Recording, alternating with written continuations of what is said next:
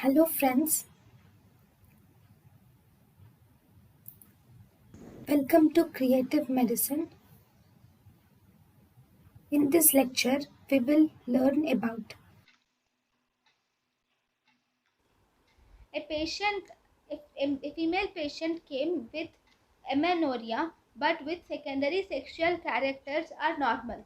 So if secondary sexual characters are normal, then you should see the uterus of the patient.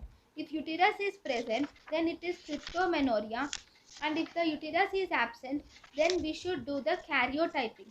On karyotyping, if you see it is 46XX, then it is Mullerian agenesis. On karyotyping, if you found out that it is 46XY, then it is androgen insensitivity syndrome.